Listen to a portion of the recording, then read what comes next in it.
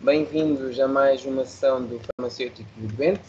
Hoje vamos falar de doença inflamatória intestinal, aqui com a Associação Portuguesa de Doença Inflamatória do Intestino, colite ulcerosa e doença de Crohn.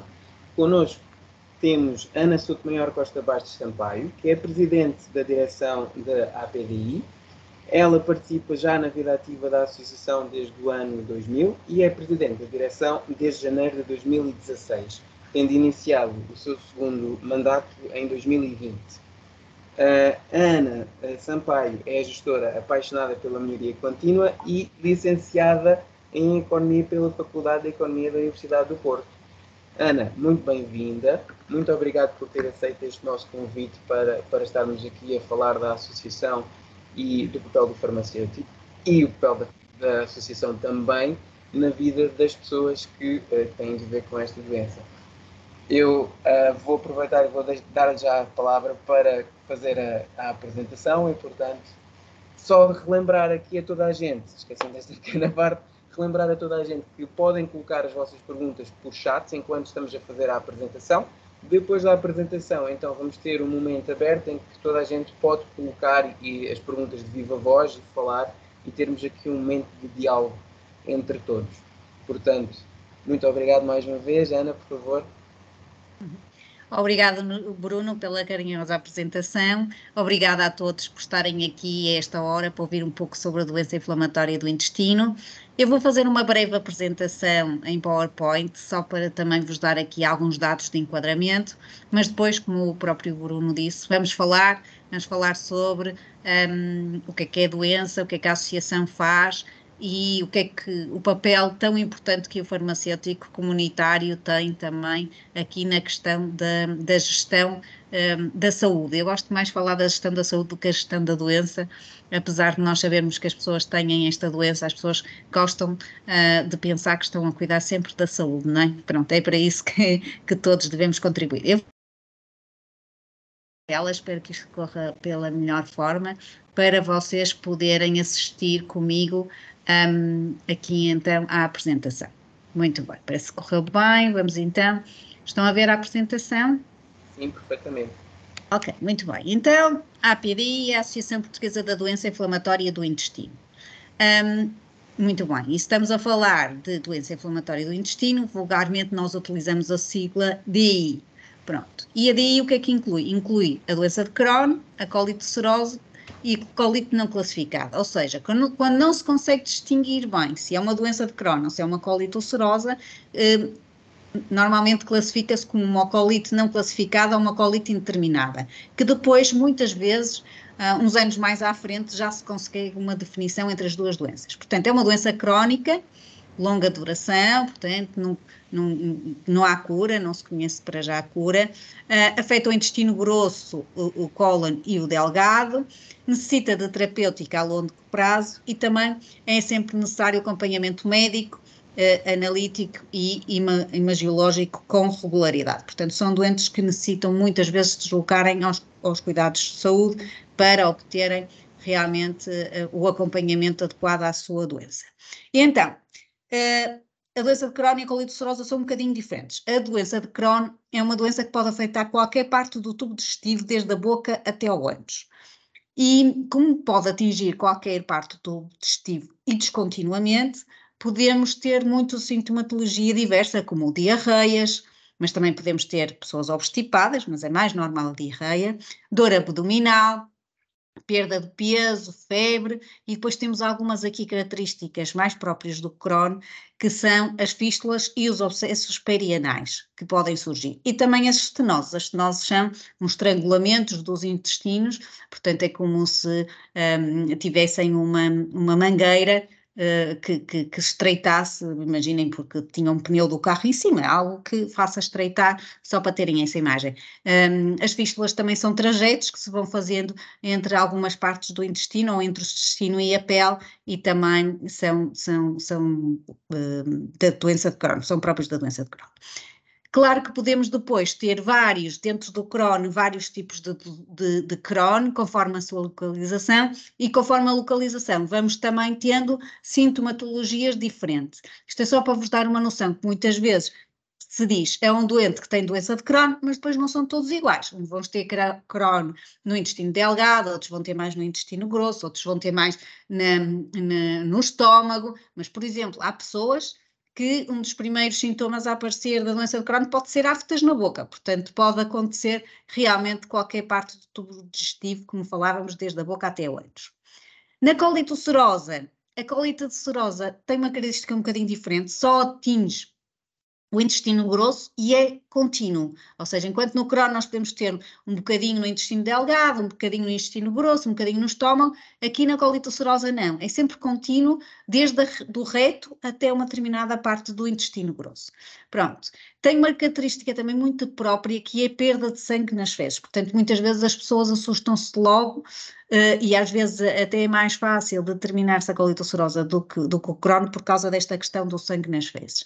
Também provoca diarreias, também dá dor abdominal e febre, por isso é que às vezes há aqui sempre tentar saber se é uma ou se é outra. Pronto, aqui como vos dizia, uma parte que está mais afetada pode ser só o reto, e chamamos proctite, mas depois podemos ter uma colite esquerda se afeta mais essa zona do intestino, ou então uma colite muito extensa quando afeta quase toda a parte do intestino grosso. Mas estas doenças são muito complexas e, portanto, para além das manifestações dos intestinos, temos outros tipos de manifestações. E, portanto, podemos ter problemas de pele, como o eritema nodoso, a pioderma gangrenoso, que são algumas coisas que vão aparecendo e surgindo na pele dos doentes e eles muitas vezes ficam bastante preocupados e sem saber o que é. Os olhos, portanto, as uveites, a hiperesclerite, que também há que estar bastante atento, porque podem surgir complicações graves. As articulações, a artrite, a espondilite, a quilosante, a sacroilite, até acontece muitas vezes as pessoas, para além de terem a doença de Crohn ou a colite ulcerosa, terem, por exemplo, também espondilite aquilosante ou terem também a artrite reumatoide, também acontece. Litíase da vesícula, portanto, também acontece. E há um caso mais grave que pode surgir, que é uma colangite esclerosante primária, que é um bocadinho mais complexa de se tratar e que são doentes que temos que estar bastante mais atentos porque são doenças que podem ter uma evolução mais rápida e mais prejudicial para o doente. Então, e como é que fazemos o diagnóstico? A maior parte dos diagnósticos são feitos são diagnósticos complementares, não é? Nós precisamos de todos eles em conjunto com outros para nos darem respostas. Análise de sangue e análise às fezes, portanto é muito normal estas pessoas deslocarem-se ao hospital para fazer análise de sangue e também agora análise às fezes, principalmente a calproctina fecal, que é uma análise que está que é muito utilizada na doença inflamatória do intestino, porque é um ótimo indicador da evolução da doença, para os médicos se perceberem se realmente, por exemplo, o tratamento está a resultar ou não, se a doença se está a agravar ou não. Depois temos as colonoscopias com biópsias, como sabem, estes doentes têm muitas vezes que fazer colonoscopias e é aconselhado a doentes que tenham 8 ou 10 anos de doença, mesmo um controle mais apertado, portanto quase uma colonoscopia anual, principalmente no caso da colite ulcerosa, para que seja controlado também a degeneração para um cancro do intestino. E depois os métodos de imagem, sejam eles a ecografia, que também já é utilizada hoje em dia, a ressonância, o TAC, muitos os exames que realmente estes doentes acabam por ter que fazer para ter o seu próprio diagnóstico. Muito bem, falamos de doença. Agora vamos falar um bocadinho do que é a APD, também acho que estamos aqui um bocadinho todos para isso. Então, qual é a nossa missão? A nossa missão é muito simples, é formar e informar para a gestão diária de uma patologia, que apesar de todos nós sabermos que é crónica, não tem sido vivida com pessimismo e com uma fatalidade, mas sim com qualidade de vida. Portanto, o que nós queremos ensinar aos nossos doentes é que eles aprendam a gerir e ter qualidade de vida. E sabemos que a informação é preciosa para isso e, portanto, das coisas que mais valorizamos na associação é a qualidade da informação. Quem somos? Pronto, nós nascemos em 10 de novembro de 94, somos uma EPSS, somos membros também da EFCA, que é a Federação Europeia de Associações de Doença de Crohn e Colite Ulcerosa, e da Plataforma Saúde Mundial, que é uma das plataformas com mais associações em Portugal.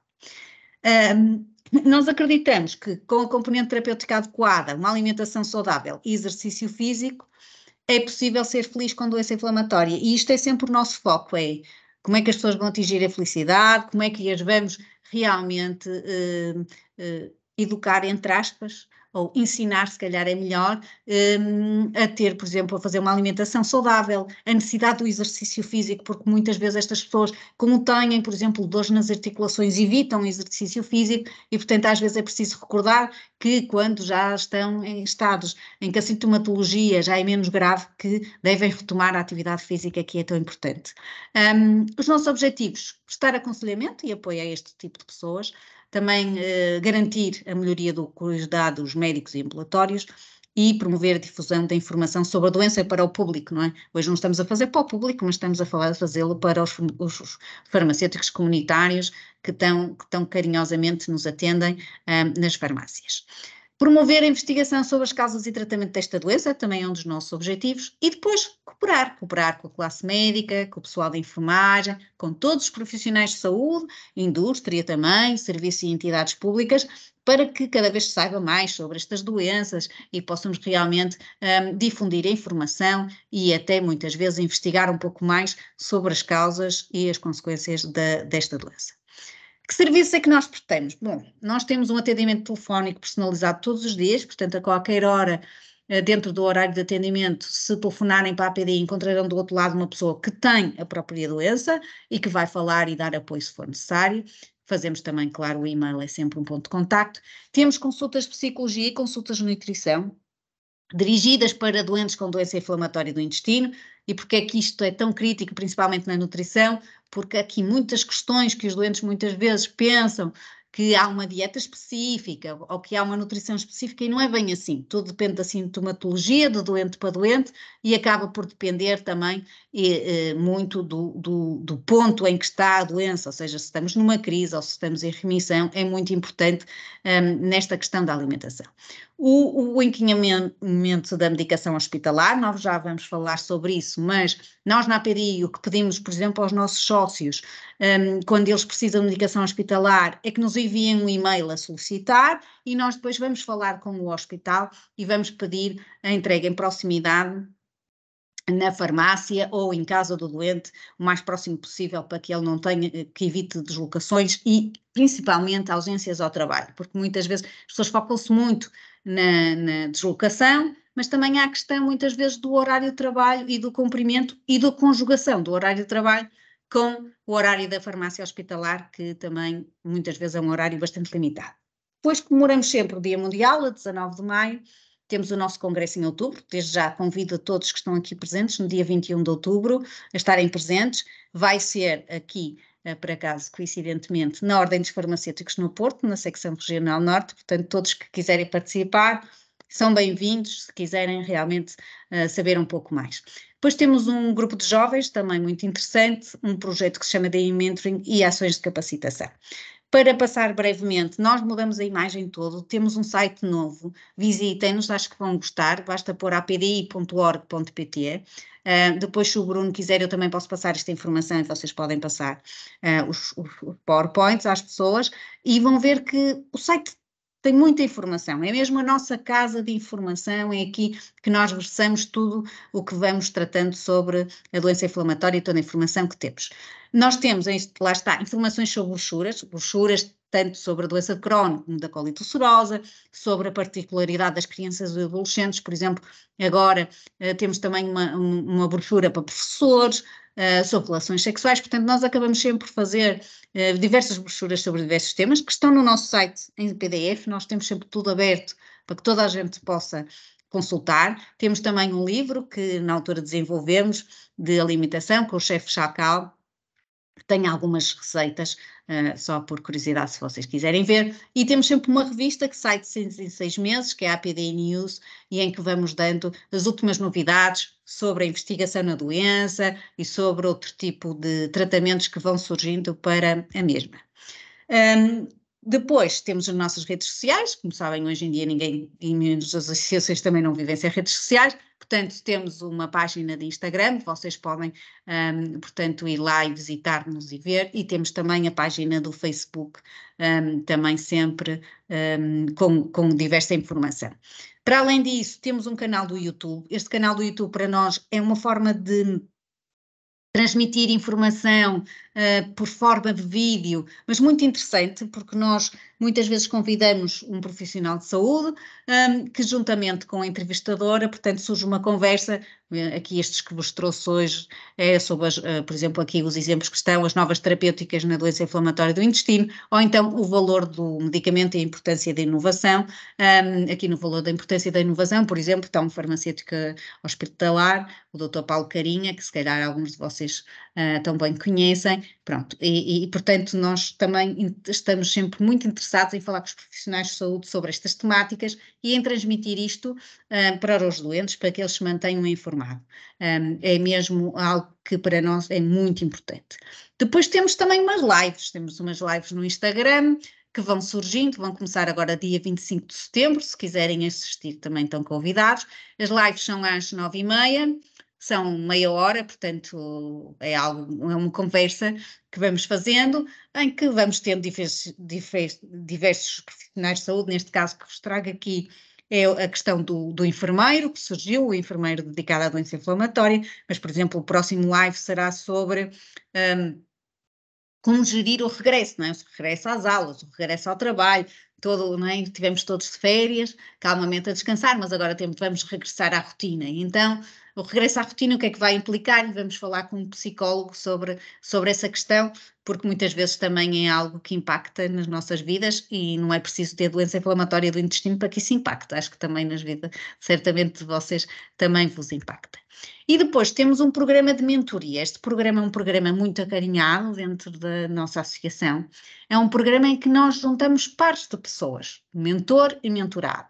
O mentor é uma pessoa que vive há muitos anos com a doença, está com uma doença já estabilizada e vai, no fundo, ajudar o mentorado, que é um recém-diagnosticado com doença inflamatória, a dar os seus passos dentro da doença, não é? Numa vivência mais social. Isto não é para substituir o profissional de saúde, não é para substituir os psicólogos também, mas é uma parte mais social, não é? Digo ou não digo no emprego que tenho a doença, como é que eu faço? Os meus amigos não entendem porque é que eu não posso jantar, eu vou dizer que tenho a doença inflamatória, ou como é que eu vou gerir esta questão? Pronto, e às vezes alguém lhe diz uma dica, vai dizendo aos teus amigos, não precisas dizer tudo uma vez, hoje dizes, olha, sabes, é que às vezes tenho umas dores de barriga, às vezes é um bocadinho complicado, depois se calhar na vez seguinte vai dizer, se calhar, sabes, às vezes necessito da casa de banho, assim mais perto, não me sinto confortável.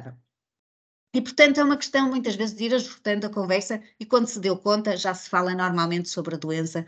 E é uma das coisas que nós também damos muito relevo na associação, é que as pessoas digam que têm doença inflamatória do intestino, que têm doença de Crohn ou colite ulcerosa, tal como dizem que têm outras tantas patologias, como é normal ver-se uma pessoa que diz que tem asma. Então, porquê é que há de ser diferente neste caso? Não tem que ser diferente. A pessoa realmente tem que avançar, viver a vida e saber que tem aquele problema para gerir, mas que a vida continua e, portanto, tem que agarrar. O grupo de jovens é algo que surgiu este ano, estamos a falar de jovens entre os 15 e os 30 anos, que se encontram online uma vez por mês, pronto. Geralmente é sempre na primeira quarta-feira de cada mês e falam sobre temas. Eles são eles que escolhem os temas. Por exemplo, aqui em junho eles foram falar sobre a praia, sol, o calor, pronto, essas questões todas, e como é que geriam as questões de ir para a praia ou não ir para a praia, da proximidade ou não da casa de banho, pronto, essas questões que para eles são sempre questões importantes. Mas, por exemplo, em abril também tiveram a falar sobre ingressar ou não no mercado de trabalho, como fazer, o que é que dizer na entrevista de emprego, se dizer ou não que tenha doença, portanto, tudo questões que muitas vezes eles gostam de discutir para saberem como é que os outros fizeram, qual foram a abordagem e, portanto, partilham entre eles.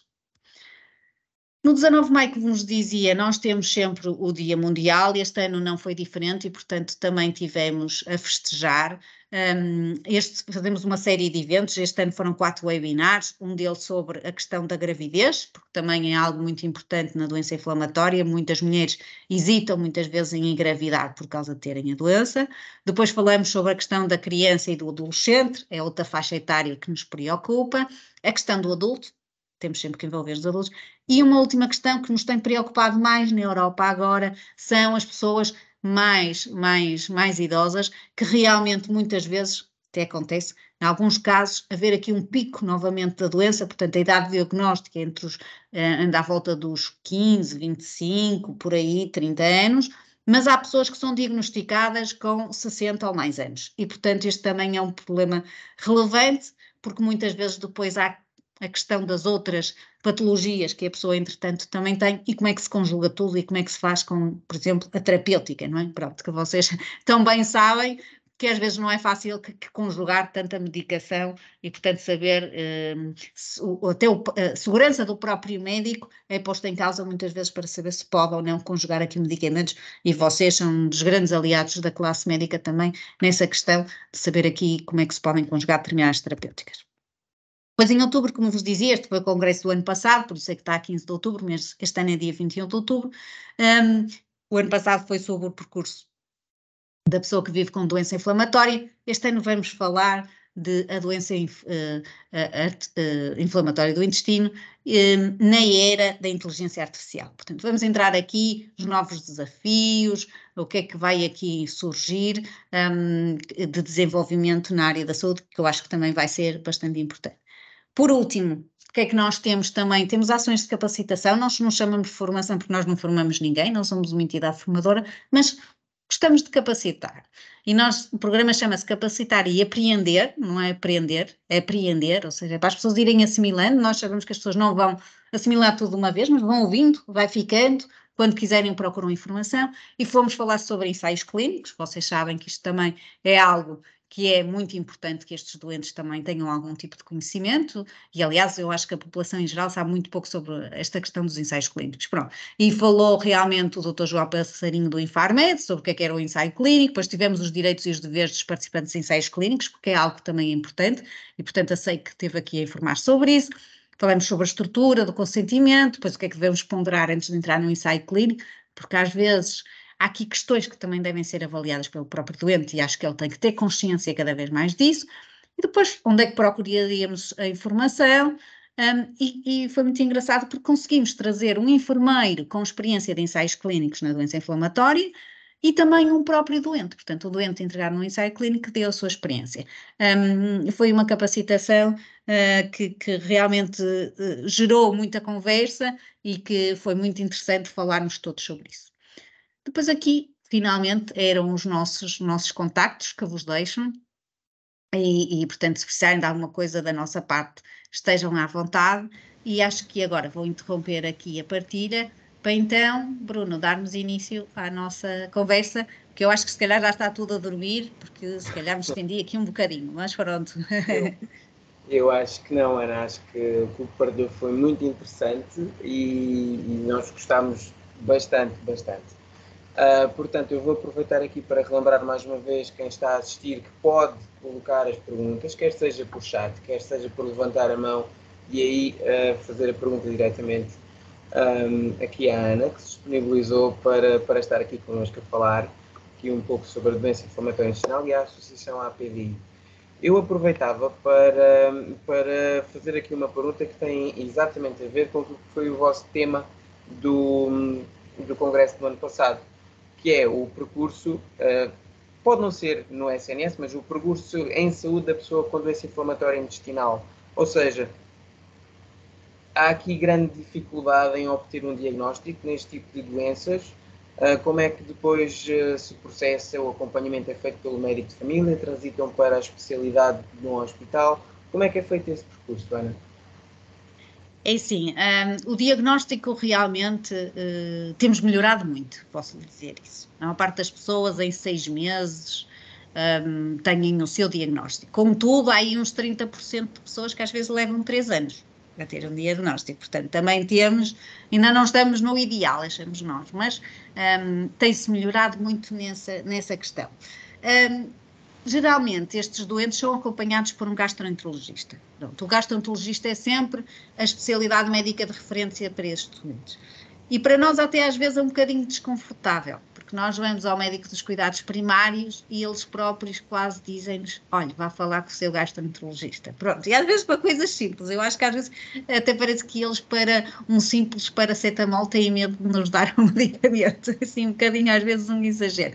Pronto, mas, por exemplo, quando estamos a falar, estes doentes já sabem, vão ao dentista, imaginem, têm uma infecção, têm que tomar um antibiótico. É muito importante que eles perguntem ao gastroenterologista, por exemplo, se o podem fazer ou não. Porquê? Por causa das implicações. Mas, por exemplo, vocês farmacêuticos comunitários, não é? E os farmacêuticos hospitalares também, por exemplo, têm uma sensibilidade para isso. Pode ser um campo em que vocês podem ajudar o doente. Se vocês sabem que o doente tem aquela patologia, podem realmente dizer, olha, cuidado, que este antibiótico é melhor perguntar ao seu gastroenterologista se pode ou não tomar, ou se há outra alternativa. Porque às vezes o que nos acontece é que o gastroenterologista diz, olha, em vez deste vamos tomar aquele, pronto. Ou, por exemplo, anti-inflamatórios. Para os doentes com doença de cronocolite ulcerosa, um anti-inflamatório pode despoltar uma crise. É muito rápido, qualquer anti-inflamatório, não é? Um simples brufeno pode despoltar uma crise de doença inflamatória. É tão simples quanto isso. E às vezes é porque a pessoa tem outra coisa, porque tem dores de costas, ou porque tem um dente, ou porque tem uma infecção aqui, ou uma infecção ali. E, portanto, é preciso estar atento e quando realmente se deparam com um doente que tenha este tipo de doenças, alertá-lo e dizer-lhe, olha, já verificou com o seu gastroenterologista se pode tomar esta medicação? Já alguma vez tomou? Reagiu bem? Pronto, porque é mesmo crítico. Eu conheço mesmo doentes que acabam por ir parar à urgência do hospital porque, por causa de umas dores nas costas, começaram a tomar um brufeno que alguém lhe disse para tomar, às vezes até nem é preciso ser um médico, não é? Porque às vezes o nosso vizinho também sabe tanto de medicina como o médico, não é? Porque infelizmente estamos num país que a realidade é essa. Pronto, e portanto é importante que vocês estejam atentos e reparem, bem, será que isto é o indicado ou não? Ou então às vezes, por exemplo, algo que é raro ver hoje em dia, mas eu via muito, por exemplo, com os meus avós e às vezes espanta-me que era, quantas vezes eu me lembro dos meus avós tomarem um antibiótico, mas o médico prescrevia sempre, não é, algo mais para ter um bocadinho ali atenção à microbiota, não é, que o antibiótico, por exemplo, não fosse tão agressivo para a microbiota ou assim, e portanto vocês têm essa sensibilidade, podem realmente ajudar também aqui o doente, a que ele entenda, não é, porque assim, há muitos doentes que estão muito bem informados, mas há doentes que realmente muito pouco sabem da doença. Ainda hoje eu estava a falar com uma nutricionista e ela estava-me a dizer que dá consultas e que estava um bocado chocada, porque há muitos doentes que não sabem a medicação que fazem. Pronto. Principalmente não é a medicação que se levanta na farmácia comunitária, é a medicação que vão tomar em hospital de dia. Portanto, eles sabem que vão lá, sabem que estão lá sentados no cadeirão, sabem que fazem uma perfusão. Agora, se lhes perguntar qual é o medicamento, eles às vezes não sabem responder. Pronto, e isto realmente é determinante que também nós, tanto as associações de doentes como os farmacêuticos, comecem a dar uma responsabilidade ao doente e dizer-lhe não, o senhor tem que saber o que é que está a tomar, porque pode haver interações com outros medicamentos, não é? Para a sua segurança tem que ter este conhecimento. E isto é algo que nós também temos trabalhado muito com os nossos associados, mas ainda vemos que realmente falta aqui limar estas arestas, porque o doente tem que, como nós dizemos, saber gerir a sua saúde e, portanto, isso é uma informação preciosa, não é? Das mais preciosas, se calhar, que ele pode ter, para além, por exemplo, de saber onde é que está localizada a doença, porque também há muitos que sabem que têm Crohn, mas se lhes perguntarem, mas é Crohn aonde? É no intestino delgado? É no intestino grosso? Não sabem dizer, também existe, portanto...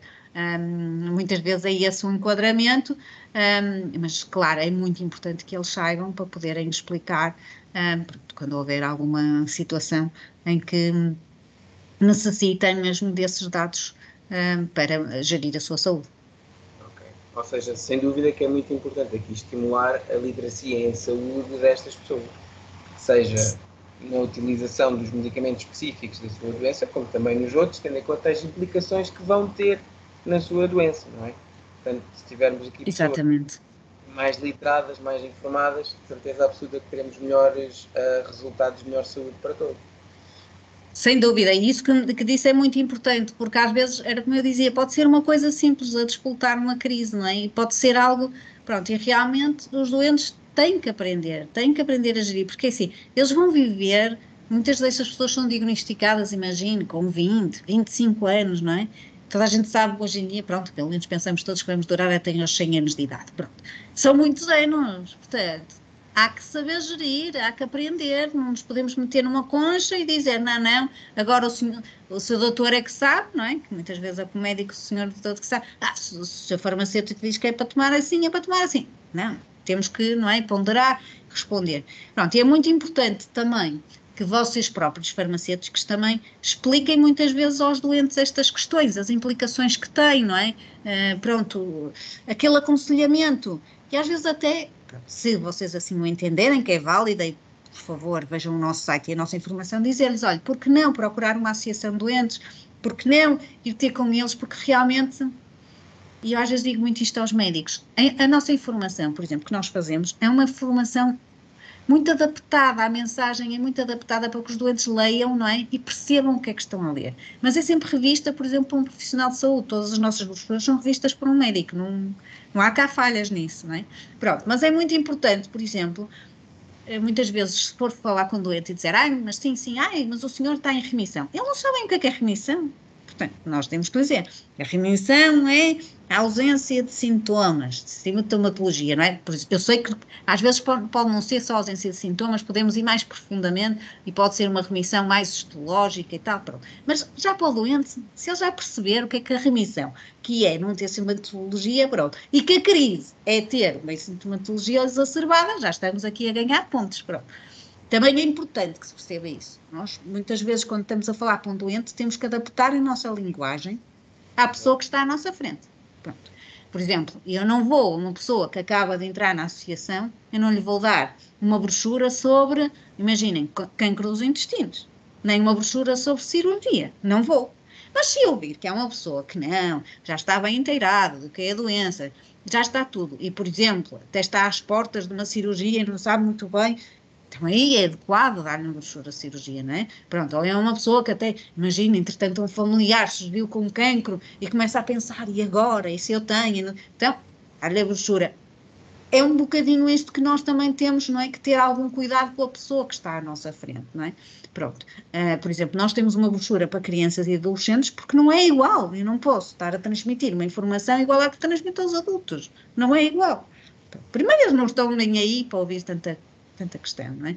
Pronto, e depois é a linguagem, não é? Que se fala, temos que simplificar. E realmente nós tentamos ter esse cuidado para, no fundo, integrar e chegar a toda a gente, não é? E mesmo, por exemplo, nós tanto temos as brochuras, como depois temos o canal do YouTube. E porquê os canais do YouTube? Porque sabemos que hoje em dia os miúdos para onde vão ver quando querem informação? É YouTube.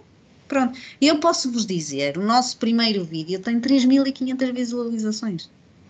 Pronto, que é com o psicólogo a falar sobre a doença inflamatória. É 2019, mas tem 3.500. Ou seja, depois temos vídeos que se chegarmos lá hoje só têm 180, mas eu não me preocupo com nada, porque vai sempre aumentando o número de visualizações, porque as pessoas vão ver quando precisam, não é?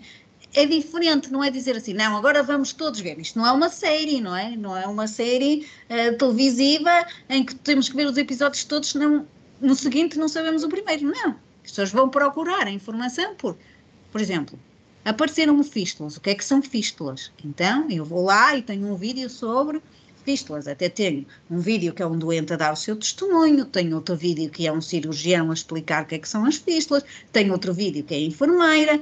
Pronto, e eu vou percebendo. E é um bocadinho isso. Portanto, as pessoas também sabem que têm ali a informação disponível e vão procurando, não é? Querem saber sobre outra questão, imagino. Pronto, agora há um medicamento muito inovador, por exemplo, na doença inflamatória, que são umas células estaminais que são colocadas nas fístulas, por exemplo. Também pode ir lá ver, tem lá um farmacêutico hospitalar a falar sobre esse procedimento, tem um cirurgião a explicar. Pronto, não é para todos, também está lá dito, está a explicar. É um bocadinho isto que nós tentamos fazer, portanto, é criar a informação, disponibilizá-la, os doentes sabem que ela está lá, quando eles precisarem vão lá ver. Pronto, está lá. E também para vocês, profissionais, tanto sejam farmacêuticos como profissionais de outras áreas, enfermeiros, até médicos, que quiserem ver para depois dizer a um doente a referência, olha, vá ver este vídeo, acho que é para si. Pronto, falamos sobre alimentação também, é sempre uma questão, e vocês vão se deparar nisso, porque assim, a maior parte das pessoas, quando lhes dizem que têm uma doença do foro gastrointestinal, pensa logo em alimentação. Ai meu Deus, o que é que eu estou não é? O que é que eu comi, ou como é que eu posso alterar a minha alimentação para minorar a questão. Claro que nós podemos alterar a alimentação para alterar a sintomatologia, mas a alimentação não vai curar. E isso também é algo que às vezes temos que dizer às pessoas, porque este tipo de doentes, quando toma a medicação, é para a vida toda. Pode tomar uma ou outra, mas vai tomar a medicação a vida toda. E nós temos que também dizer à pessoa isso. Porque às vezes, principalmente os mais jovens, nós temos isso, muitos problemas com os mais jovens. Eles tomam, ficam bem, sem sintomas, acham que podem parar. E não podem. E é muito importante que nós lhes demos indicação. Não, tem que continuar a tomar, não pode parar. Por exemplo, o Sr. Ministro disse, espero eu, que a próxima que vem aí de inovação na área da saúde, mais ligada a nós doentes, que será, por exemplo, a renovação automática das receitas crónicas. Nós há muito tempo que lutamos por isso, porque vocês não imaginam o que é andar sempre atrás do médico. Olha, eu preciso de mais medicação. Então, por exemplo, quando eram supositórios, uma caixa de supositórios, no máximo acho que tinham 12 supositórios, os doentes chegam a fazer 2 por dia, portanto aquilo era um estoque só para o mês, não é? Pronto, era um estoque de receitas mesmo. Agora, graças a Deus, já temos embalagens com 28, portanto já os doentes conseguem realmente resolver mais essa questão. Mas, pronto, são questões do dia-a-dia que impactam, e depois é isso que eu também estava, quando comecei a minha apresentação, vos expliquei. Estes doentes já vão muitas vezes ao hospital, porque vão um dia fazer as análises clínicas, outro dia vão fazer a ecografia ou a ressonância, outro dia vão tomar, por exemplo, a medicação no hospital do dia, outro dia vão ao reumatologista, porque também, para além da gastro, têm um problema nas articulações. Pronto. Isto tudo somado impacta na vida dos doentes, porque há a questão da deslocação, tudo bem, mas há a questão do trabalho e do emprego. E o que acontece é que muitas vezes estes doentes têm muito medo de ser despedidos. E porquê? Porque para eles é essencial, não é? Precisam daquele emprego. E começam logo a ficar estressados. Se eles têm muita coisa, se têm muitas ausências, se há aqui muitos horários para gerir, isto causa stress nas pessoas, como vocês todos sabem, não é? Se têm filhos ou isto, aquilo, não é? Vai buscar agora ao infantário, agora faz isto. Pronto, e um doente é tipo, agora tenho que ir buscar a medicação à farmácia, por exemplo, hospitalar. E a farmácia do hospital fecha às 4 da tarde, não é? Portanto, as duas, ou eu vou lá à hora do almoço, não é? Ou vou de manhã cedo, antes que o meu emprego comece, que às vezes é difícil, ou vou à hora do almoço e no almoço, que acontece muito, não é? Ou então não consegue gerir. Graças a Deus, estamos, pelos vistos também, a medicação de proximidade está a chegar, já está em alguns hospitais e já estamos a conseguir gerir melhor esta situação. Mas isto impacta na vida dos doentes, não é em tudo, é no emprego. Eu já vi pessoas a verem contratos que não são renovados por essa questão, por causa do número de ausências que têm ao trabalho para visitas médicas ou para tratar outros problemas de saúde, não é? Pronto, não sei se vos acontece, mas eu fico às vezes até chocada, porque às vezes é mais nestas áreas até ligadas à saúde que as pessoas são mais prejudicadas. Eu lembro-me que ainda há pouco tempo soube de uma rapariga que estava numa recepção de uma clínica e que portanto, não foi renovado o contrato porque ela realmente tinha algumas ausências e necessitava muitas vezes, frequentemente, de utilizar as casas de banho. Por exemplo, são coisas que se diz assim, mas ainda por cima, na área da saúde, como é que não têm uma sensibilidade, não é, adicional? Posso-vos contar, sei de uma rapariga que era enfermeira, pediu para não fazer turnos noturnos, porque ela tem, por exemplo, uma colite ulcerosa muito grave, que a deixa muitas vezes anémica, e portanto ela tem uma fadiga crónica e tem que dormir, não é? Pronto, bem, e ter uma boa rotina de sono. Essa pessoa acabou por sair do circuito hospitalar, portanto já não é enfermeira, é vendedora imobiliária. E isto às vezes a nós pondera-nos e diz assim, mas então como é que, não é, nestas próprias áreas da saúde nós não entendemos que há limitações, não é? Não, as pessoas, há limitações que não são exteriores, não é? Que não se veem, mas são incapacitantes na mesma. Não é? E podem ser tão ou mais incapacitantes que se calhar uma outra pessoa que realmente tem algo mais visível. Por isso é que nós dizemos que são as doenças invisíveis, não é? É invisível, mas está lá. E pode estar grave.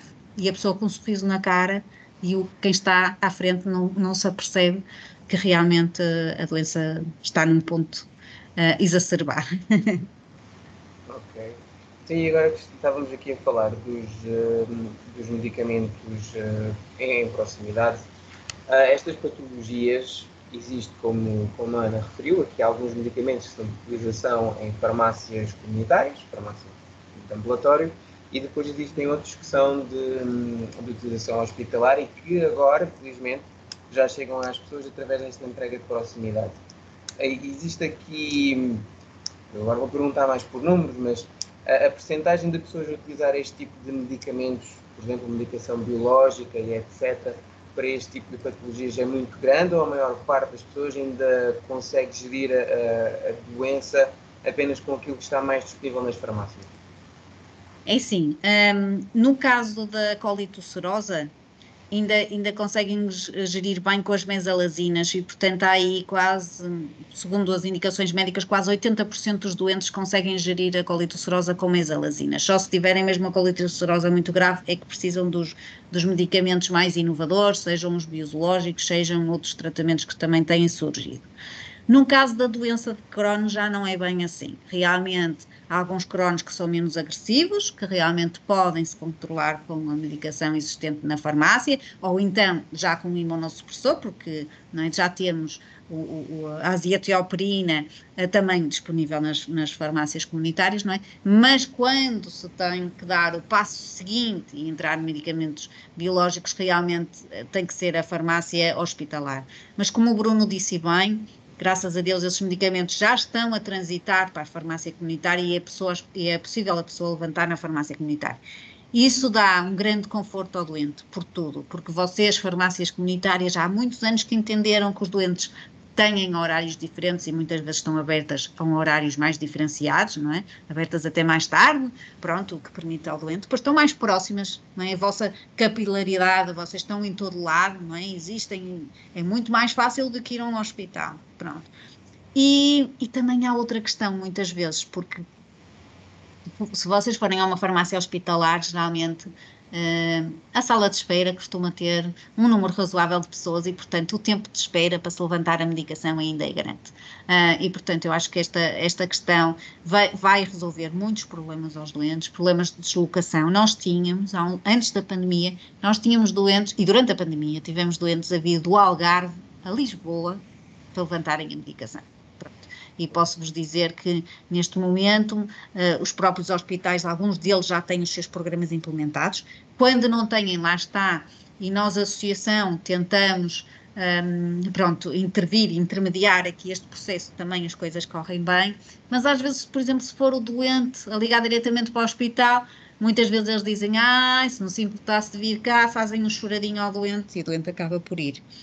Não é que isso esteja mal, mas como é que eu lhe digo? Não é uma conversa igualitária, porque o doente é uma pessoa vulnerável que precisa da sua medicação e por isso, por mais boas intenções que o farmacêutico possa estar, não está a perceber qual é o lado do doente. Eu posso vos dizer, nós tivemos um caso a semana passada de uma doente que precisava de levantar a medicação. Pelos vistos, não encontravam farmácia comunitária disponível no sítio onde a senhora mudava, porque depois os hospitais também às vezes têm redes de distribuição, não é? E portanto tem que ser por aquelas. E então, resumindo, o que é que aconteceu? A senhora tinha que ir levantar a outro hospital. Portanto, ela ia levantar a outro hospital mais perto do local de trabalho. Só que só podia levantar o medicamento até às 4 da tarde. Ora, ela é a única funcionária da empresa. Ela entra às 8 da manhã e sai às 5h30. A hora do almoço não lhe permite, apesar da proximidade, não lhe permite, percebe, ir levantar a medicação. E como é que se faz? Como é que se resolve isto?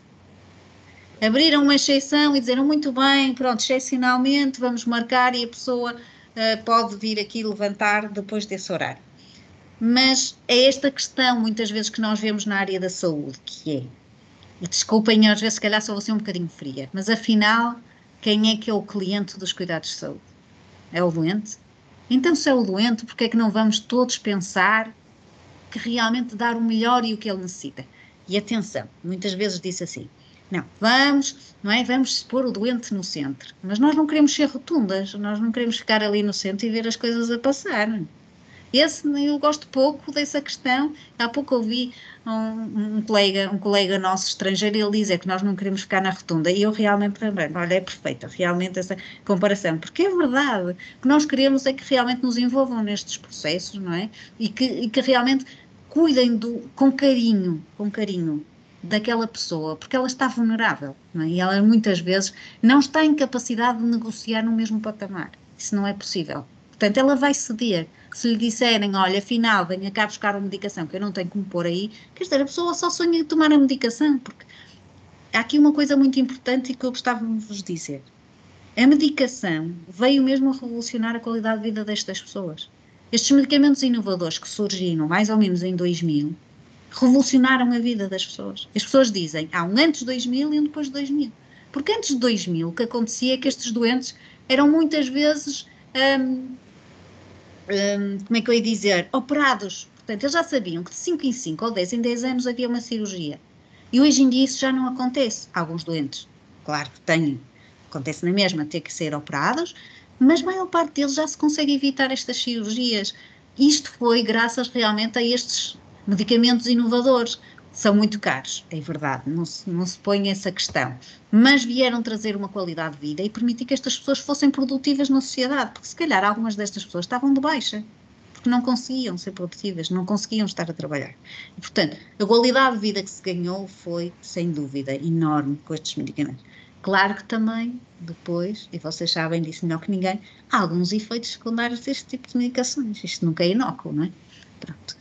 E também às vezes é preciso transmitir essa informação, não é doseá-la, mas transmiti-la ao doente, não é? Atenção. Pronto. E às vezes também outra questão que eu acho que é importante e ainda não falamos sobre isso, que é a conjugação de coisas que as pessoas fazem, que é, por exemplo, às vezes as pessoas tomam estas medicações e depois andam a tomar, principalmente, e agora hoje nas farmácias, vocês já vendem alguns outros medicamentos que nem são receitados pelos médicos, não é? Que até podem ser aqueles medicamentos, pronto, que se calhar não podem ser titulados como medicamentos, mas são outros produtos, não é? Que há à venda nas farmácias e que se calhar pode haver interferências, é preciso ter algum cuidado e perceber as pessoas, não é? O que é que pode acontecer? Por exemplo, no outro dia eu estava a ler algo que podia dizer que pode haver interações entre, por exemplo, os medicamentos e outras coisas tão simples como a curcuma, não é? Por exemplo, as pessoas agora às vezes, agora vamos começar na colite ulcerosa então com a curcuma, não é? Pronto, mas as curcumas têm doses e aquilo há doses indicadas, mas por exemplo, muitas vezes vão para a net, compram, nem vêm aquela dose, não é? Nem sabem o que é que estão a tomar. Será que tem lá curcuma ou se tem outra coisa qualquer? Peço desculpa estar a ser tão simplista, mas às vezes é um bocadinho isto. E isto nós também temos que passar, esta informação, porque assim, e isso é algo que vocês têm que ver, que é muito importante. Para o doente, quando ele entra numa farmácia, tudo que lá haja é seguro. Estão a perceber? Se ele entra numa ervanária, por exemplo, ele se calhar já pensa, deixa eu ver o que é que eu vou fazer. Mas se ele entra na farmácia, ele tem a máxima confiança nos produtos que lá estão. E, portanto, vocês também têm que lhe dar essa confiança a ele. Estão a perceber o que eu estou a dizer?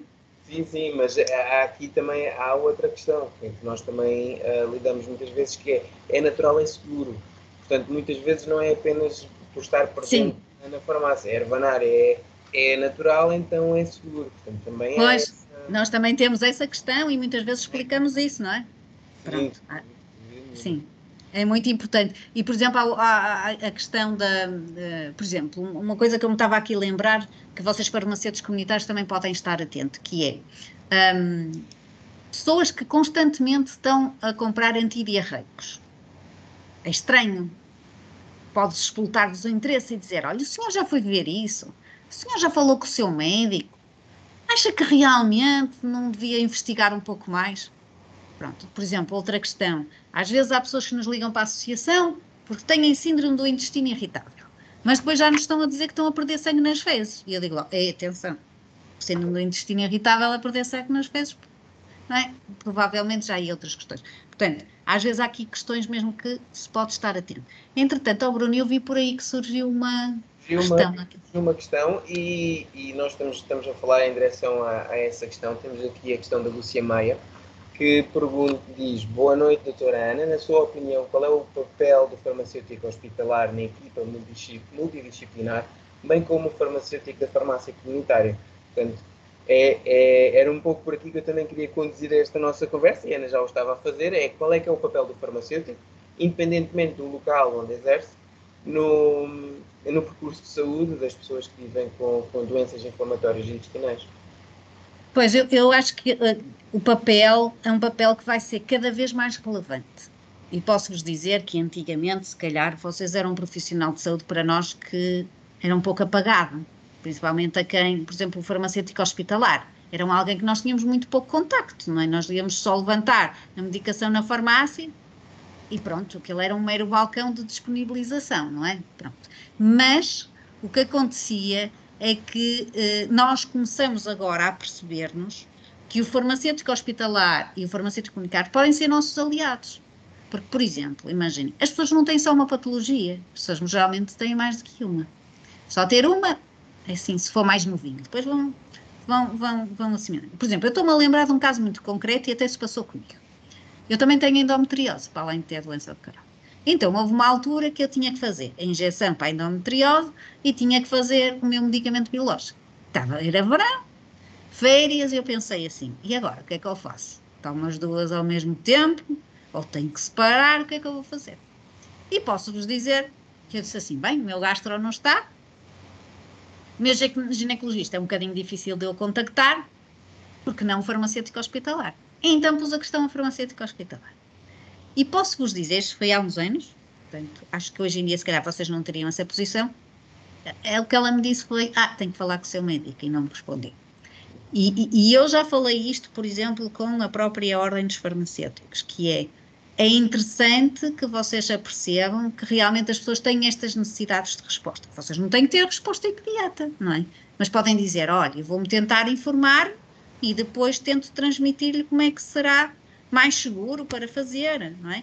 E como isto, outras medicações, às vezes são só conjugações de medicações que os doentes ficam preocupados, acham estranho, por exemplo, e não tem nada a ver com doença inflamatória. No outro dia, a minha mãe tinha-lhe prescrito a vacina, por exemplo, para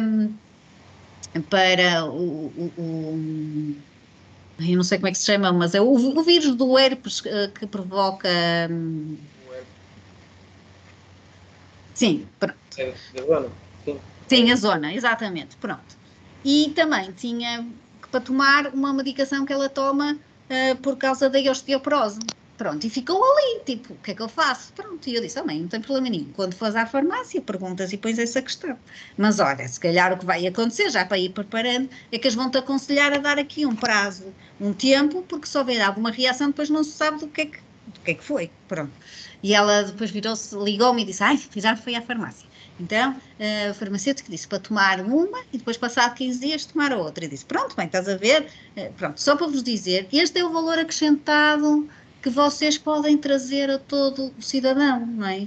E a todo o doente, é isto, é ajudá-lo nestas interações. Ou, por exemplo, eu sei que está a ser estudado, mas possivelmente vocês vão ter um canal privilegiado de comunicação, pronto, com os médicos, pronto, e com os hospitais.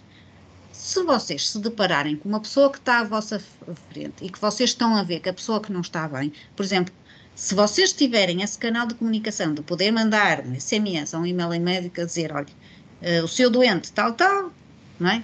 Precisa de ser visto. Pronto. Outra questão que me estava a lembrar, reações adversas a medicamentos. Atenção, nós temos em Portugal uma baixíssima taxa de comunicação de reações adversas. Pronto. Os doentes também têm o seu papel, nós também temos andado aqui a chatear os doentes para eles próprios fazerem comunicação. E é importante, ou seja, mesmo que o farmacêutico comunique, ou que o médico comunique, é importante que o doente também comunique, porque às vezes há diferenças na comunicação, há diferenças e há questões que às vezes só o doente é que sente, e portanto devem ser escutadas.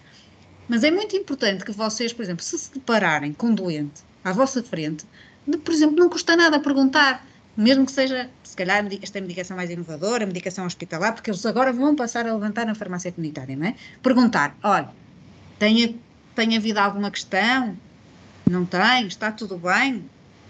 Porque às vezes surge, e às vezes o que acontece é que os doentes, principalmente nestes casos da doença de Crohn e da colite ulcerosa, há tantas manifestações extraintestinais que nós às tantas já não sabemos se é da doença ou se é da medicação. Pronto. Vocês podem ajudar a esclarecer, não é? Pronto. Acho que isso é uma mais-valia para todos e pode ser um papel de todos.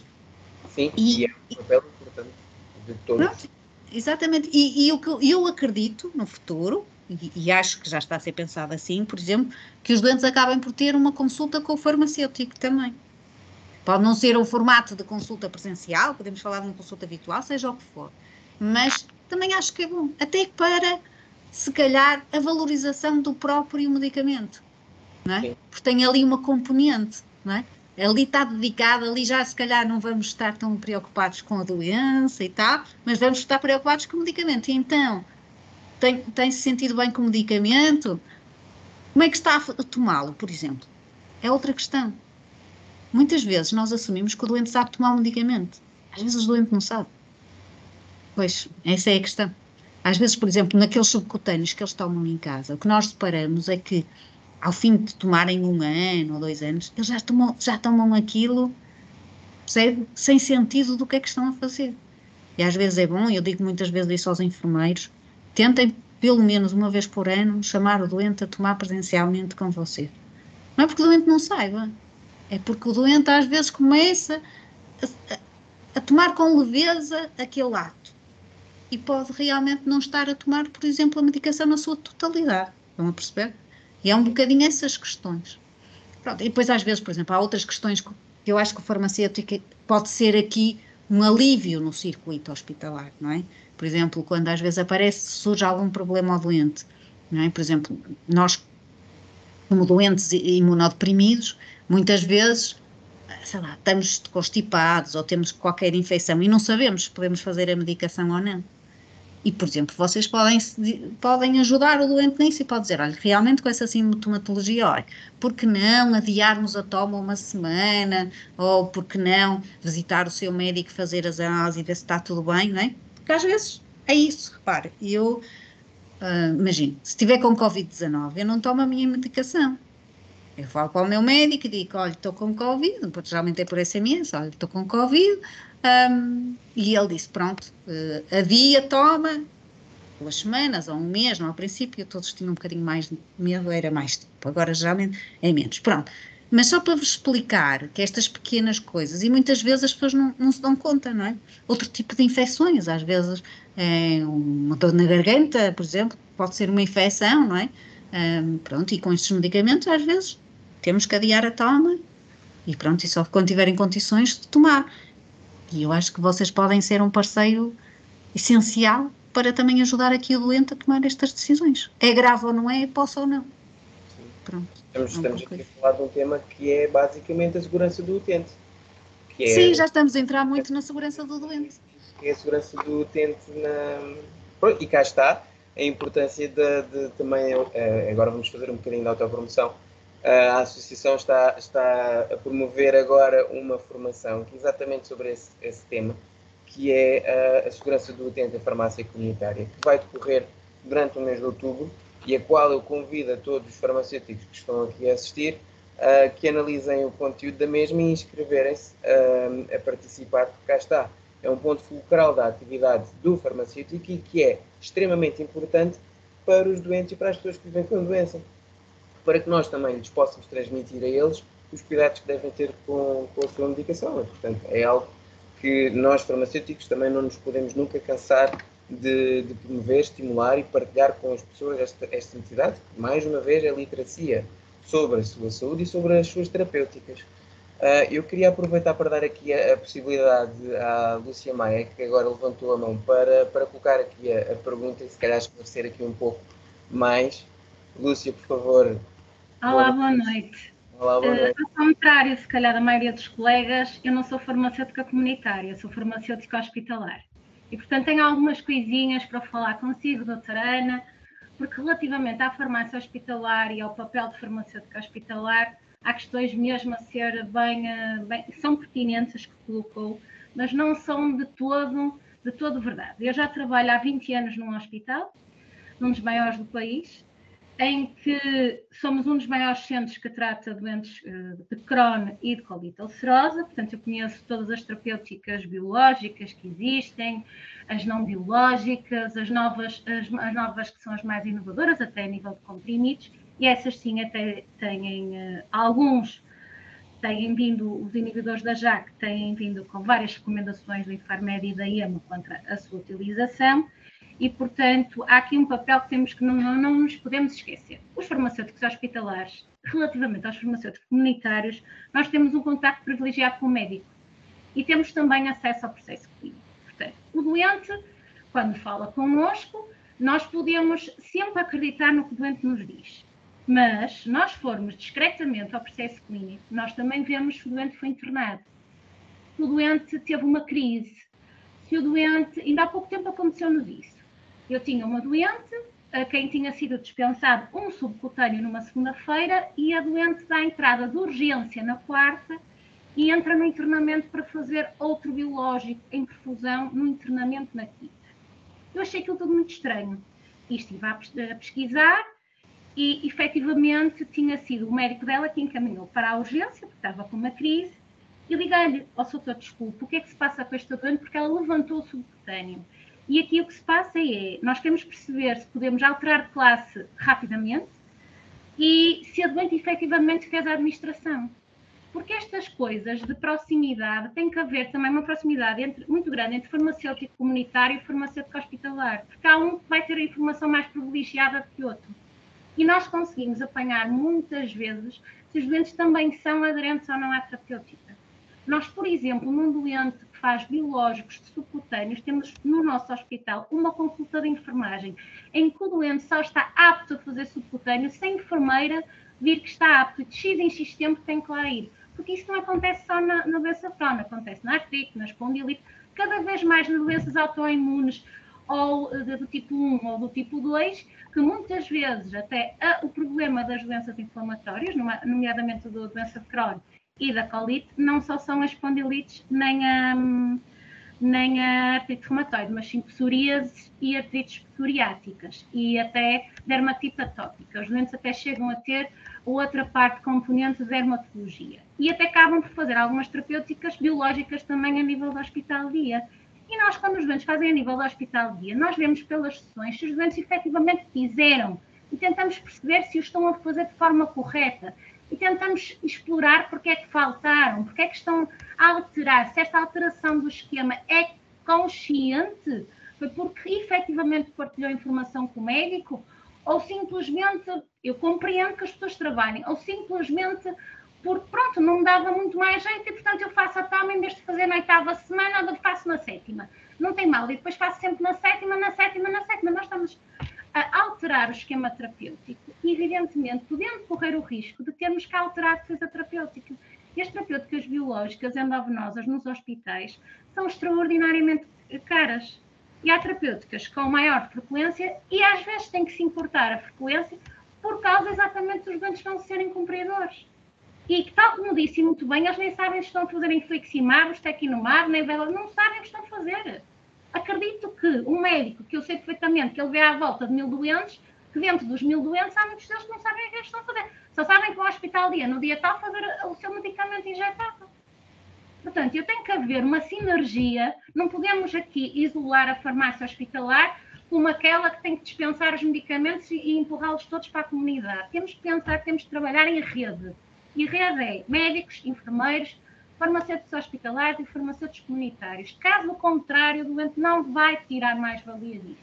O doente tira quando estão os dois tipos de farmacêuticos em contacto sempre, porque o facto das farmácias estarem abertas, há hospitais, como é o caso do meu, que está aberto a hospitalar 24/24, e o doente pode iniciar a terapêutica numa crise, se quiser no médico entender que deve começar à meia-noite o infliximab, não seja por isso, também começa.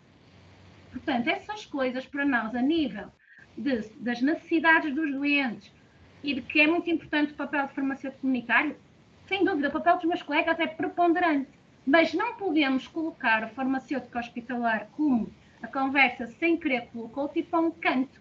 Nós, um doente que inicia terapêutica, eu, por exemplo, acho que durante 3 meses tem que ser acompanhado por nós. nós temos que fazer um acompanhamento, efetivamente, se ele vem às consultas, se não tem efeitos, e sabemos muito bem, porque estamos habituados a lidar com terapêutica biológica, de todo o tipo de biológicos. Cada vez mais nós dispensamos biológicos, em todas as áreas, porque, como sabe muito bem, são doenças autoimunes que são imensas hoje em dia. Portanto, era um testemunho de uma farmacêutica que não é comunitária, mas sim hospitalar, com muitos anos de experiência, e que, felizmente ou infelizmente, conhece muitos medicamentos biológicos para várias patologias autoimunes. E, portanto, é muito importante a ligação entre a farmácia hospitalar e a farmácia comunitária, porque os colegas, por todo o esforço que façam, vão ter falhas, porque os doentes, há ali parte que nós devemos poder todos, não é mandar um mail ao médico, nós no hospital, se não está o médico, está um da urgência, nós podemos ligar ao médico da urgência e dizer assim, olha, o doente não está bem, é melhor deslocar-se, pode ir ter consigo à consulta, doutor, ou vai ao hospital de dia, dá lá um salto para ver só como é que ele está, porque a enfermeira também acha que ele não está muito bem. Nós podemos fazer isso, porque o médico assistente não é por e-mail.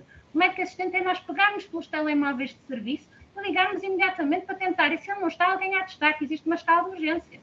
O doente não é só, está agregado àquele médico. O doente, quando está numa unidade hospitalar, está agregado à especialidade. Ponto. É isso que nós temos que entender, que é um pouco diferente desta visão que eu com o tempo também levei a perceber e dizer assim, mas se o doente for para a comunitária, nós vamos também ter que passar muita informação aos colegas, senão eles não vão conseguir saber lidar com muitos outros aspectos que nós lidamos todos os dias. E nós temos essa vantagem, nós estamos a um telefonema do médico e isso faz a diferença. Obrigada, é apenas um testemunho, um desabafo que é importante fazer-se, e para que a proximidade possa correr bem, precisa de haver uma comunicação muito boa e fluida entre os farmacêuticos hospitalares e os farmacêuticos comunitários, porque sem os farmacêuticos hospitalares, os doentes também não têm os medicamentos essenciais que precisam para a colite, para a doença de Crohn e todas as outras doenças autoimunes. Porque, como disse muito bem, a azatioprina, a mesalazina, mas se hoje em dia um doente de Crohn estiver mal, começa logo com o infliximab e já não há mais a azatioprina, começa direto, devido à sua gravidade da doença. E não vai ser na farmácia comunitária que vai acontecer isso. Boa noite, é apenas uma partilha que quero que ponham toda a gente a pensar como melhorar este processo todo da proximidade. Muito obrigado, Lúcia. Tenho de dizer que efetivamente concordo com tudo o que a Lúcia diz. Efetivamente há aqui uma diferença muito importante que a Lúcia acabou de referir, que é o acesso aos dados. Nós, em farmácia comunitária, efetivamente não temos. Farmácia hospitalar tem acesso ao perfil clínico do utente, se bem que não é um acesso assim tão antigo quanto isso, foi relativamente recente, mas sempre teve esta proximidade com o médico e com as equipas que lá estão. É fácil para eles conseguir aceder a esses médicos. E na farmácia hospitalar, comunitária, aliás, é praticamente impossível, tanto mais que muitas vezes acabamos por ter de recorrer ao próprio utente para andar a fazer pombo correio entre a farmácia e o médico, seja assistente ou hospitalar, para conseguirmos às vezes ter aqui alguma comunicação. Efetivamente, naquilo que é o processo de dispensa em proximidade e da forma como ele está a ser desenhado, tem de haver bases, ou seja, coisas que nós na farmácia comunitária temos de ter para que assim se consiga efetivamente fazer, como a Lúcia aqui referiu, que é um trabalho interligado. Nós temos de ter acesso a mais informação que não temos hoje e temos efetivamente de ter canais de comunicação efetivos com a farmácia hospitalar e com os médicos prescritores. Isso está a ser efetivamente feito. Sei que, por exemplo, provavelmente será necessário haver sempre uma primeira consulta farmacêutica a nível hospitalar para que o utente possa depois transitar para um acompanhamento em proximidade, ou seja, tem de haver aqui uma validação por parte da equipa hospitalar que terá de dizer que o utente é não só competente para gerir a sua medicação, como a entende e como basicamente é possível em termos de adesão à terapêutica e que a terapêutica seja feita de forma realmente eficaz. Mas também já estamos aqui a falar de algumas coisas que ainda não estão bem definidas e que ainda hão de sair. Portanto, esperemos que sejam como nós todos idealizamos, que é muito como a Lúcia acabou aqui de referir. Portanto, Eu vou passar a palavra à Ana Sampaio, que está a ter aqui também algumas respostas para dar à Lúcia acerca do que aqui falámos. Sim, sem dúvida, Lúcia, eu concordo consigo. Realmente aqui o farmacêutico hospitalar, e quando eu há bocado falava na consulta, por exemplo, com o farmacêutico, era a consulta com o farmacêutico hospitalar. E acho que sim, é uma pessoa relevante, mas, e concordo consigo, tem que haver uma grande interação entre o farmacêutico hospitalar e o farmacêutico comunitário. Mas isto é uma interação entre a equipa toda de saúde, como disse bem, não é? Porque depois também pode ser necessário um médico, pode ser necessário um enfermeiro, pode ser necessário outras mais-valências para o doente. Portanto, nós temos que funcionar em rede e em equipa. E é assim que nós temos que aprender. Mas o doente também é um elemento desta equipa.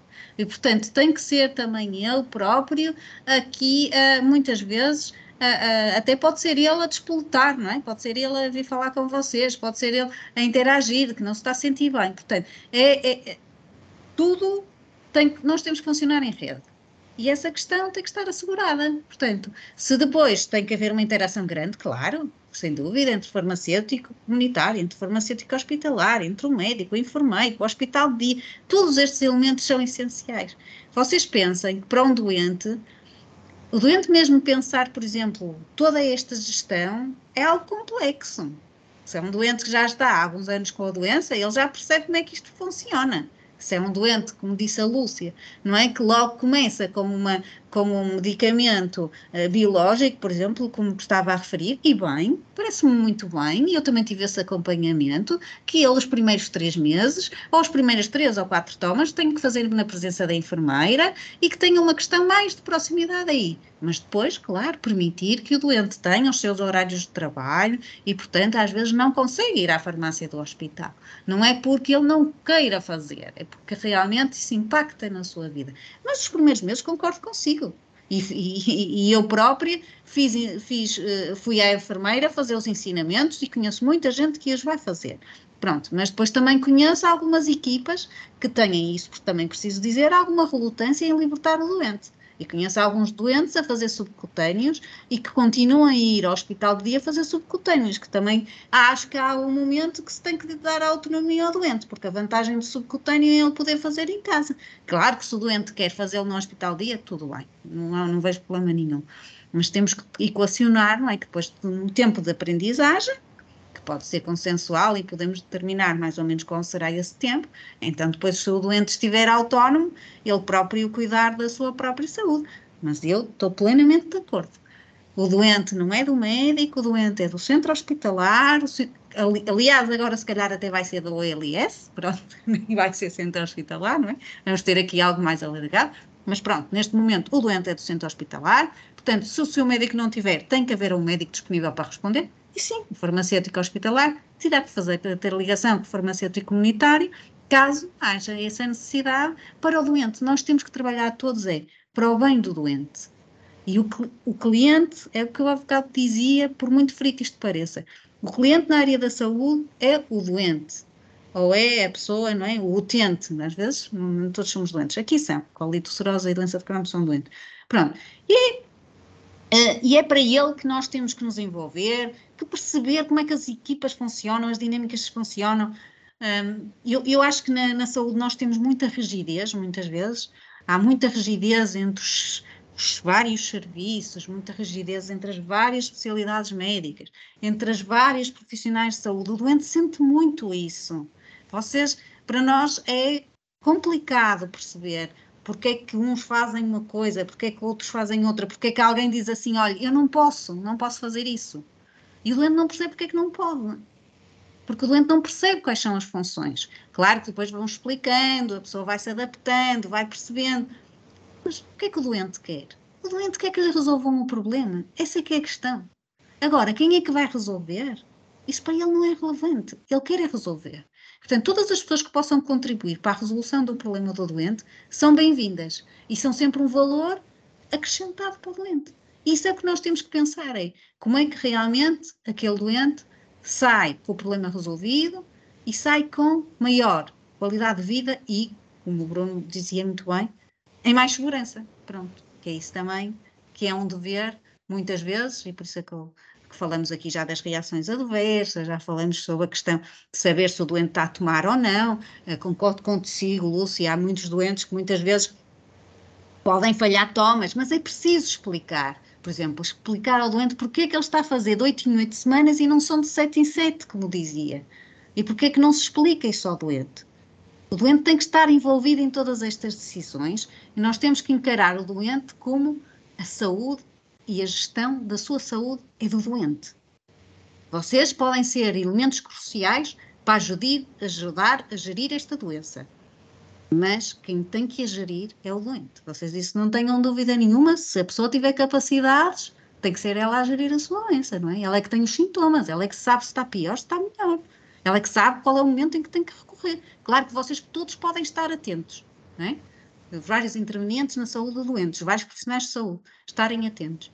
Mas é a pessoa que tem que aprender a gerir a sua doença. Isso, para mim, é algo que nós temos que ensinar às pessoas. E cada um de nós, como dizíamos, e bem, tem a sua parte e tem que fazer a sua parte. Todos estamos a contribuir para uma literacia e para algo que o doente vai aprender.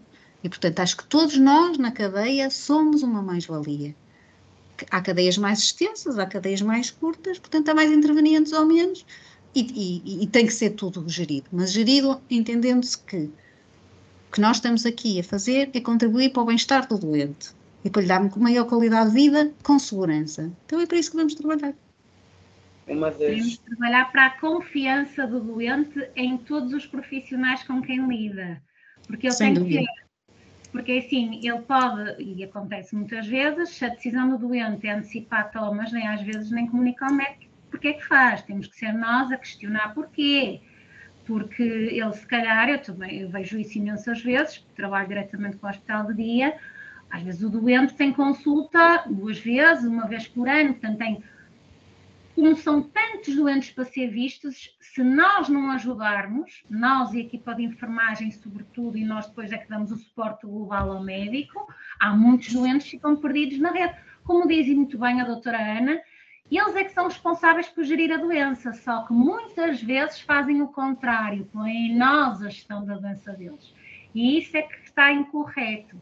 Isso sim. O doente tem que aprender que tem um papel preponderante, não são os profissionais, é um doente que tem que ter o discernimento, e eu também concordo consigo. Eu tive um caso de um doente que passou de infliximab IV para infliximab subcutâneo. Ao fim de 1 ano e meio, eu vejo o doente novamente reagendado para fazer IV e fui ver o que se passou com o doente, e o doente ganhou em toda a zona abdominal. Portanto, eu presumo que ele, se calhar, tal como a doutora Ana referiu muito bem, porque se calhar entra em modo automático, já não devia estar a administrar muito bem, fez reação no local da administração, e eu perguntei, mas não é só para fazer na zona abdominal? Claro que a zona abdominal ficou num estado caótico. Resultado, teve que passar a fazer IV, para não alterarmos a terapêutica, porque ele estava a responder bem. Isto é da responsabilidade, ele foi dado como apto. Mas, no entanto, como a doutora Ana disse muito bem, se calhar ele precisava de ser revisto a cada 6 meses pela equipa de enfermagem, porque o que lhe passou foi 1 ano e meio depois para volta ao IV. Porquê? Era uma questão que eu própria fiz ao médico, e o médico ficou um bocado calado. Eu pensei, não investigou convenientemente com o doente, mas o que a mim percepcionei é que ele deveria estar sempre a fazer na barriga. Sempre. E ao fazer sempre, ora, de 14 em 14 dias, num espaço de 18 meses, ele levou quantas picadas? Muitas picadas. Claro que a zona abdominal ficou um caco. Se ele tivesse rodado entre a zona abdominal, a zona da coxa, se der na zona da coxa, sobretudo, e fizer as rotações corretas, porque há outras patologias, há os diabéticos, há doentes de esclerose múltipla que até fazem dia sim, dia não, há uma série de outras patologias que eles também se picam com muita frequência. Só que também depois é como a doutora Ana diz, entra em modo automático e nem se apercebem que desta vez foi na barriga, que na próxima deve ser na coxa. Mas isso depois origina problemas e voltam e dizem assim, não correu bem. Mas é preciso perceber, mas não correu bem porquê? Porque ele não percebeu ou porque entrou em modo automático? Percebe? Ele também tem que aprender, que é uma coisa que eles não aprendem, alguns, outros sim, porque eu também fiz muito trabalho em ambulatório hospitalar e comecei a dar os subcutâneos, os primeiros, que foi o adalimumab para a doença de Crohn e para a colite, e percebi que eles estavam tão ansiosos para poderem ficar livres do hospital-dia e que havia muita ansiedade para eles começarem as terapêuticas.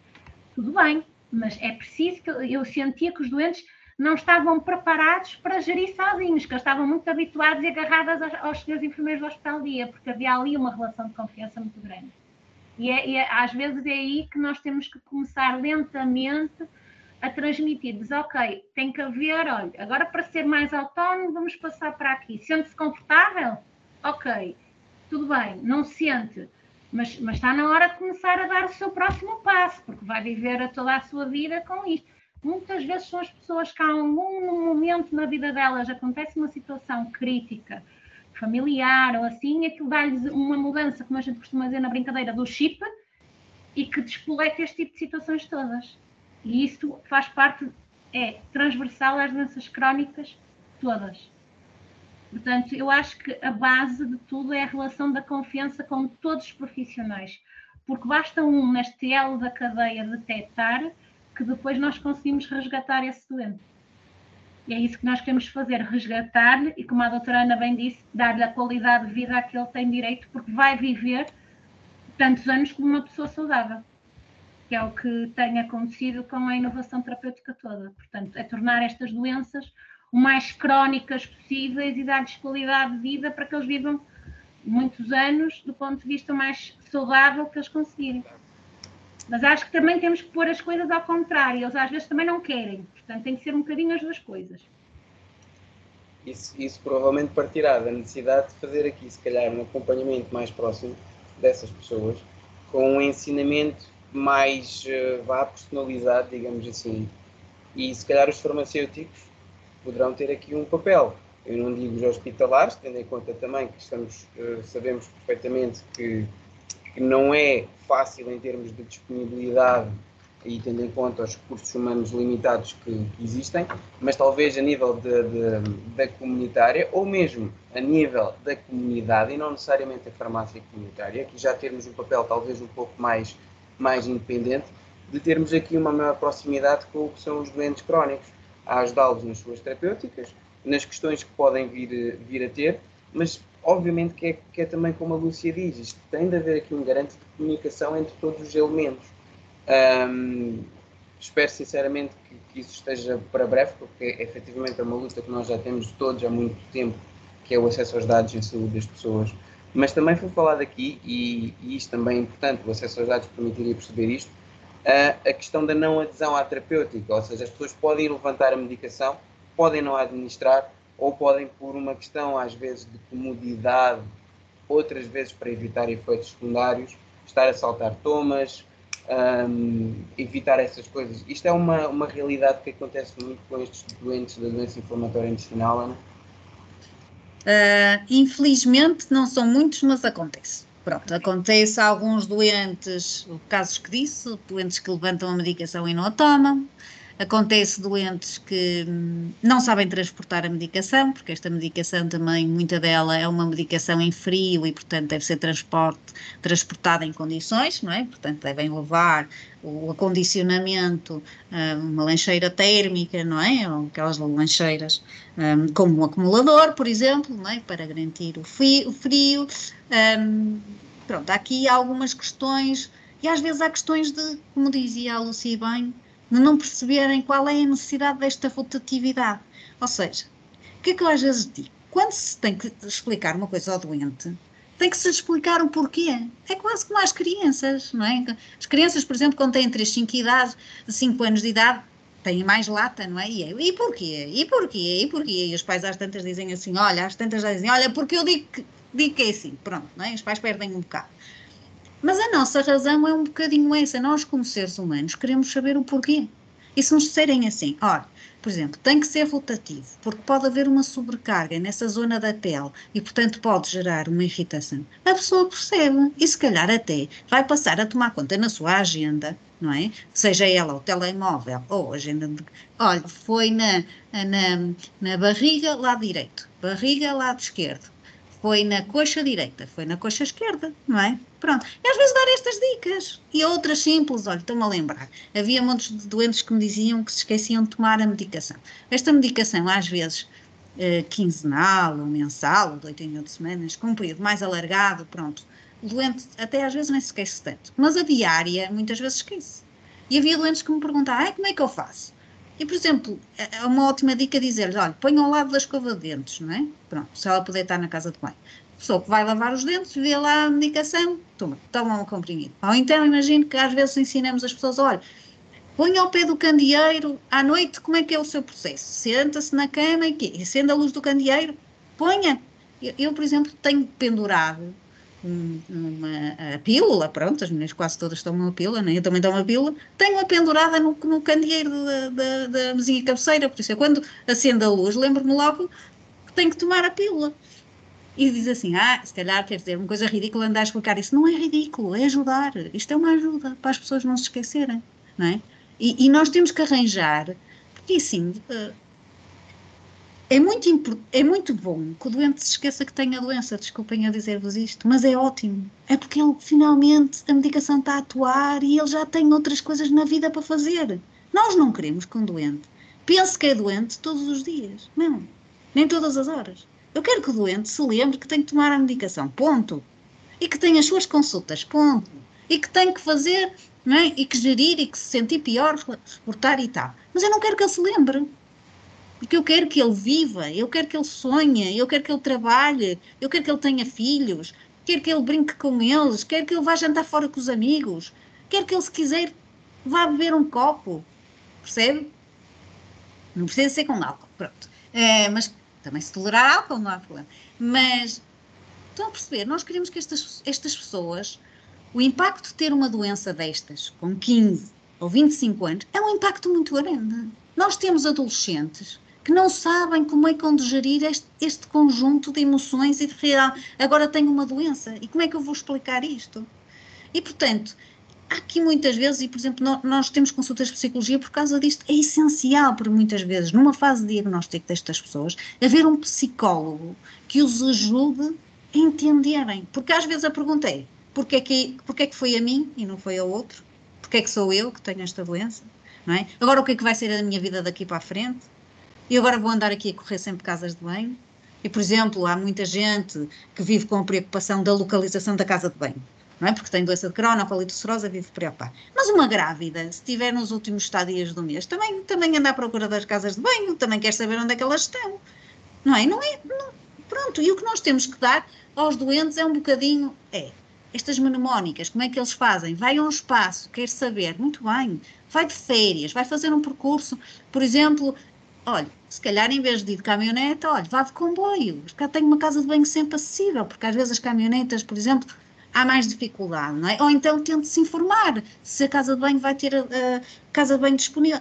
São dicas, são seguranças, se calhar o doente nem vai precisar, mas estão a perceber, é um conforto. E as pessoas realmente, num princípio de uma doença, sentem-se, ouça, um turbilhão de questões em cima, e como é que eu vou gerir, e o que é que eu vou fazer, e agora que vai ser da minha vida, e isto vai ser sempre assim, não é? E o que as pessoas mais querem ouvir é, não, tem calma, isto vai passar, realmente estás numa fase de crise, pode demorar a terapêutica, é muito importante que vocês também passem essa mensagem. Às vezes não é a primeira medicação que vai acertar, não é? Às vezes há necessidade, passados 6 meses, por exemplo, de mudar a medicação, isso pode acontecer, e há muitos doentes que não percebem isto, e nós dizemos, olha, é assim, os doentes não são todos iguais, não é? Por dizer que esta medicação é para a doença de Crohn, há uns Crohns que é uma medicação, há outros Crohns que são outros, porque uma é fistulizante, a outra é estonusante, são coisas diferentes, e as pessoas precisam saber isso, mas lá está.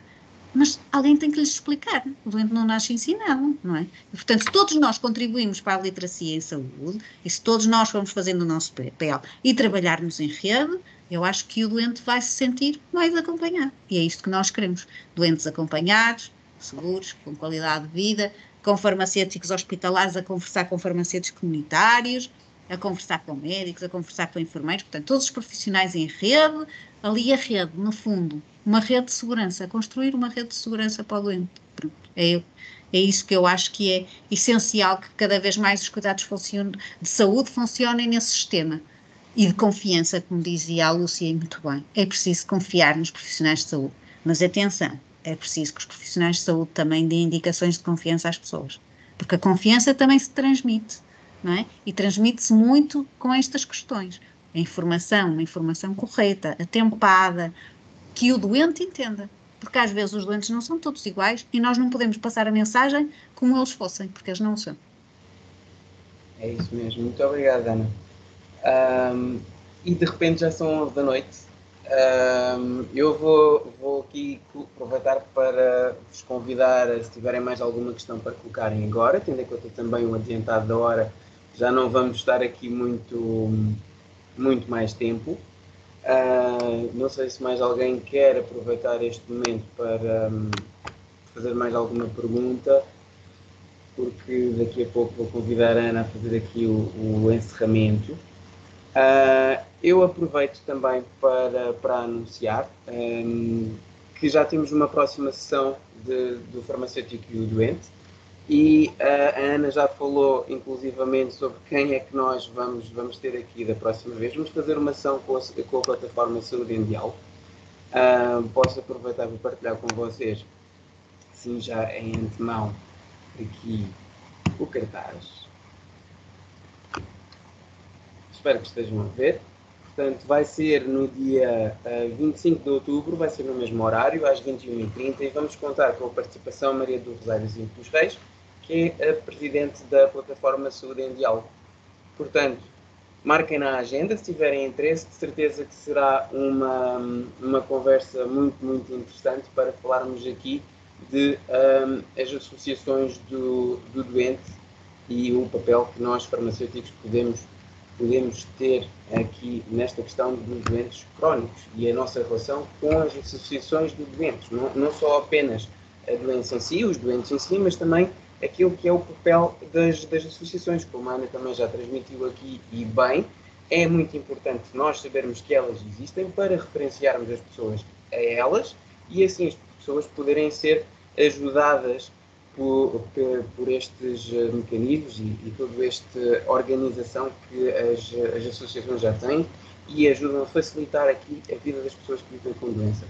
Portanto, e tendo em conta que ninguém colocou aqui mais questão nenhuma, vamos então encerrar aqui a sessão. Eu vou convidar a Ana a fazer aqui a parte final, fazer aqui assim um enquadramento, se quiser deixar assim uma mensagem sintética, assim em jeito de finalização e para acabarmos, eu da minha parte só tenho a agradecer a participação e aqui todos estes conhecimentos que a Ana nos transmitiu.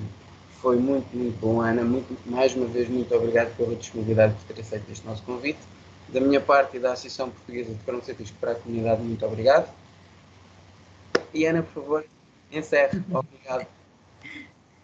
Pronto, antes de mais, obrigada a todos vocês, dado a tempo, também a hora ainda estar aqui tanta gente é impressionante, realmente é muito bom, e dizer-vos que em resumo, o que é que daqui sai? Que todos temos que trabalhar em rede, contribuir para que realmente o doente, também ele próprio, aprenda a gerir a sua saúde, tenha confiança nos profissionais que o cedem e que crie, no fundo, esses profissionais uma rede para que ele se sinta seguro e, portanto, possa alcançar uma melhor qualidade de vida. E é isso que vos queria transmitir. Sempre que precisarem da parte da APD, nós estamos disponíveis, a qualquer hora, a qualquer momento, liguem-nos, seja até se quiserem desenvolver algum tipo de trabalho na área farmacêutica, nós estamos sempre disponíveis. Estamos também disponíveis para, se caso for, se vocês virem que é relevante, fazer uma sessão de esclarecimento numa determinada zona do país, porque às vezes vocês melhores do que nós sabem onde é que estão estas pessoas que precisam do nosso apoio. Nós não temos problema nenhum. Visitem o nosso site, é algo que vos digo, para vocês terem uma sensibilidade e perceberem o que é que nós fazemos, o que é que nós tentamos contribuir, como é que nós também próprios podemos ajudar neste vosso papel, pronto, e que daqui por uns anos estejamos todos aqui com um sorriso na cara e que ouçamos as pessoas todas dizer, olha, eu tenho corona, eu tenho colite ulcerosa, como dizem que têm qualquer outra doença, e que consigam realmente ter uma qualidade de vida boa, ter produtividade, ter sonhos, construir família, não é? Desenvolver os seus trabalhos e, portanto, é um pouco isso que vos quero pensar e agradecer de coração a todos os profissionais de saúde que tratam tão carinhosamente, porque vocês também dão muito carinho aos doentes, isso também é importante para eles emocionalmente e portanto, dizer-vos que bem-aja a todos os profissionais de saúde que cuidam tão bem de nós. Obrigada. Obrigado mais uma vez e uma boa noite a todos. Até à próxima. Bom descanso.